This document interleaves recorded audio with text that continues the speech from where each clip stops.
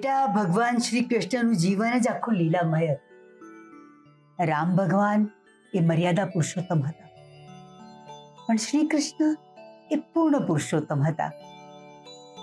ભગવાનની લીલાઓ તો અનંત છે।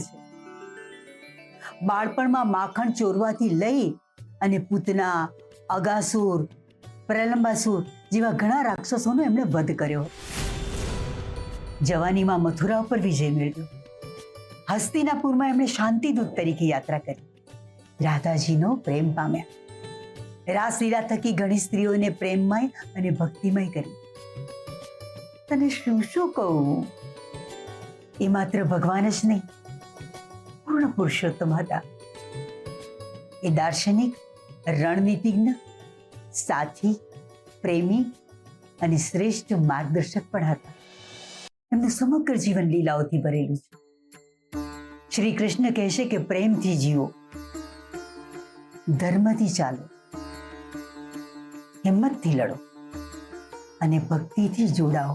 હા, મારે આ જન્માષ્ટમીના દિવસે કંઈક ખાસ કરવું છે। મારે એવું કંઈક કરવું છે જે જોઈને રાશિ ખુશ થઈ જાય। એવું તે શું કરીશ તું? એ હું વિચારીશ।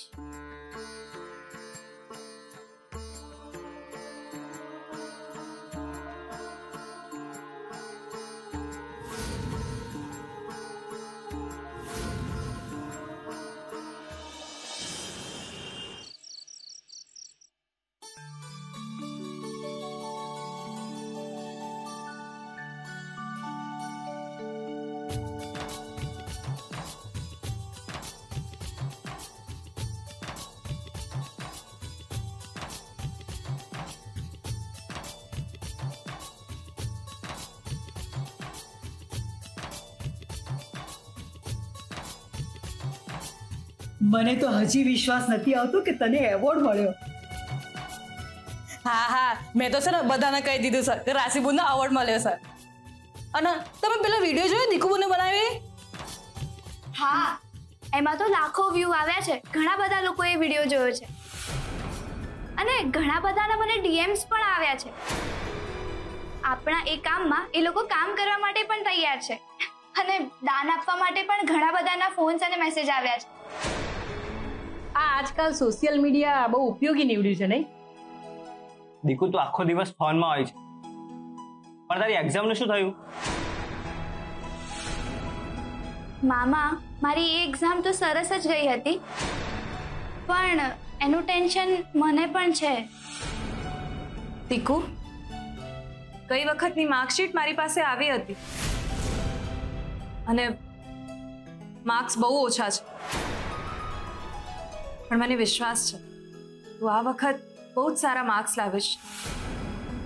તે મારી મદદ કરવામાં બહુ સમય કાઢ્યો છે બેટા, પણ હવે તું સરખી રીતે ભણી લેજે, સમજીને? હવે નેક્સ્ટ એક્ઝામમાં મને સારા માર્ક્સ જ જોઈએ છે, બરાબર? હા, પ્રોમિસ મમ્મા, હું વધારે તૈયારી કરીશ। હા, રાશિએ કહ્યું અને તે માની પણ લીધું। મને ગમ્યું હો દીકુ। બેબો, તમે મારી મજાક ઉડાવો છો કે શું? પણ હવે હું રાશિને ક્યારેય ખરાબ ફીલ નહીં કરાવું। હું રાશિની બધી વાત માનીશ। મને રાશિ પર ગર્વ છે। સાચું? હવે બધાને ખબર પડી ગઈ કે તને તારી મા પર ગર્વ છે।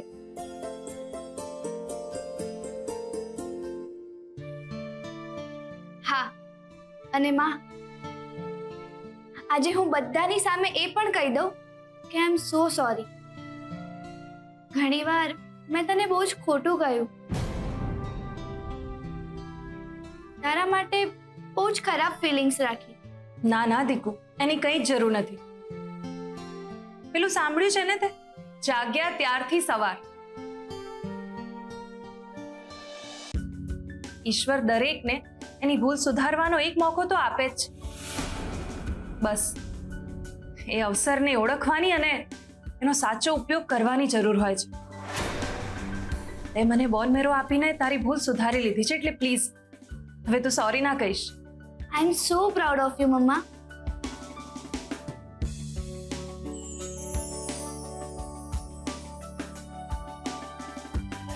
પણ રાશિ, તારા એવોર્ડની પાર્ટી લેવાની બાકી છે. આટલામાં જ પાર્ટી? હજુ તો હું 1 લાખ સુધી જ પહોંચી છું. 1 કરોડ સુધી પહોંચવાનું બાકી છે. અસલી પાર્ટી તો ત્યારે જ થશે. બહુ જ બધા આશીર્વાદ ને બહુ જ બધી શુભકામનાઓ. તું તારા દરેક લક્ષ્યને પાર કરે એવી પ્રાર્થના. અરે હા, આવતીકાલે તહેવાર છે એટલે બધા વહેલા ઉઠીને તૈયાર થઈ જજો. તો ચાલો અત્યારે જમીને બધા સૂઈ જાઓ.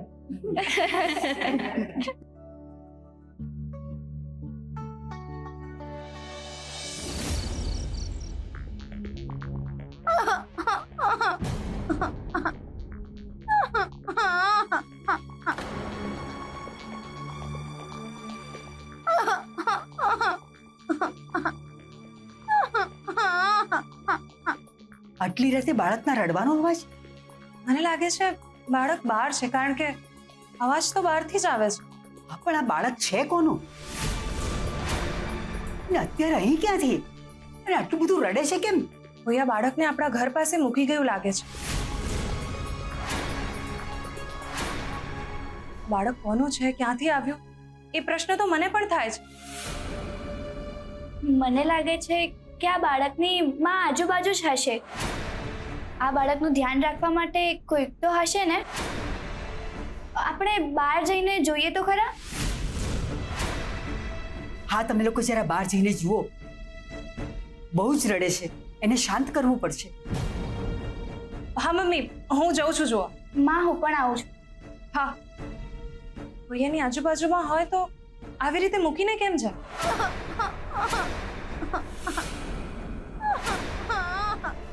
એની પાછળ શું ઉદ્દેશ્ય હશે? મને લાગે છે કે કોઈ પીડિત હશે અને કદાચ મદદની આશાએ આવ્યું હશે. એવું પણ હોય કે બાળકનો ત્યાગ કરીને કોઈ મૂકી ગયું હોય, અથવા જાણી જોઈને કોઈ મૂકી ગયું હોય. કેવા કઠણ હૃદયના લોકો હોય છે કે બાળકને આવી રીતે છોડી દેતા હોય છે. તમે ચિંતા ના કરો, હું અને દીકુ છીએ ને, અમે બહાર જોઈને જોઈ આવીએ.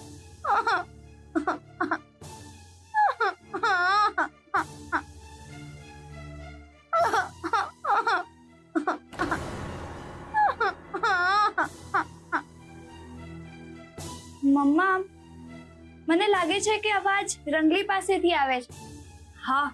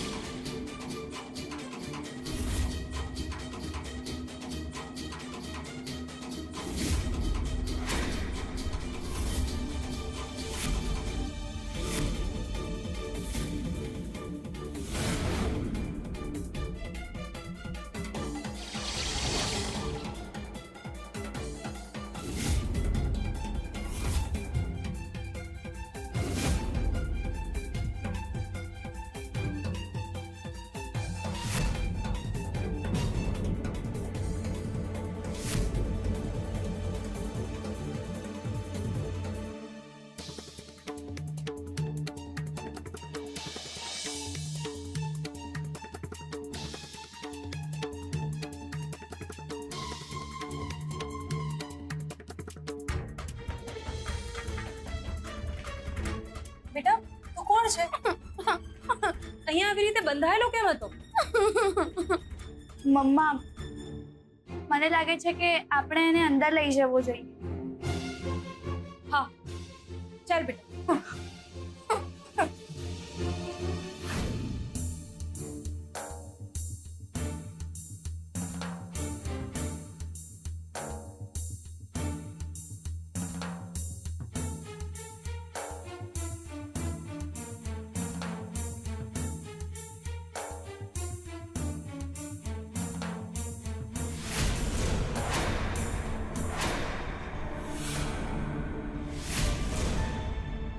ક્યાંથી મળ્યો આ?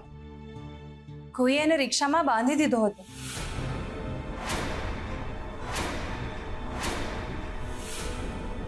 શું? આને કોઈ રિક્ષામાં બાંધીને ગયું? પણ આ કોણ છે અને આને કોણે બાંધ્યું છે? એ તો એને પૂછી એટલે ખબર. બેટા કોણ છે તું?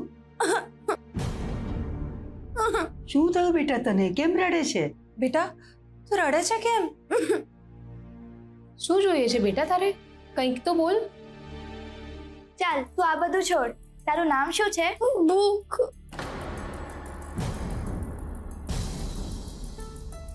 ભૂખ? આવું નામ છે તારું? ભૂખ લાગી છે મને. અચ્છા એમ બોલ ને, હું હમણાં તારા માટે કંઈક લઈ આવું. બોલ હું ખાઈશ? પાપડ, ગોઠિયા, ચકલી બધું જ છે. બોલ. હું મલાઈ ખાઈશ. શું? મલાઈ? હા મલાઈ. મલાઈથી પેટ ભરાઈ જશે? અરે એને જે જોઈએ તે આપી દો ને. વિનુભાઈ મલાઈ છે? મલાઈ તો નહીં હોય રાશિબોન.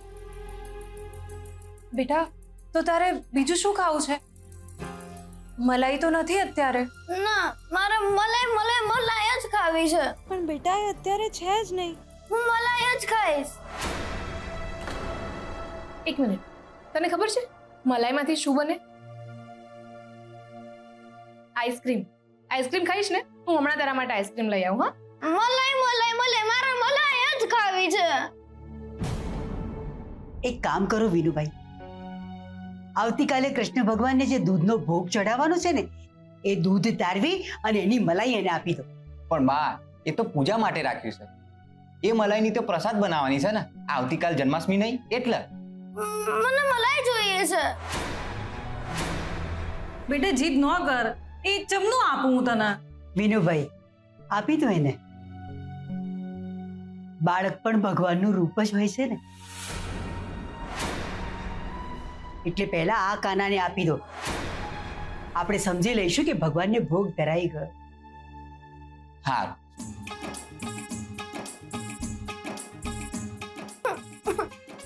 બેટા લાવે છે, રડવાનું બંધ કરી દે તો. ગુડ બોય છે ને. બોલ બેટા તારું નામ શું છે?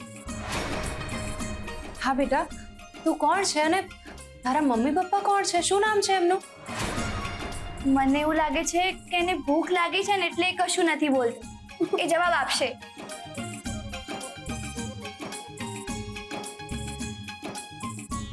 લે બેટા ખાઈ લે. તમારા હાથે મને ખવડાવશો જેમ મારી માવડી ખવડાવે એ રીતે?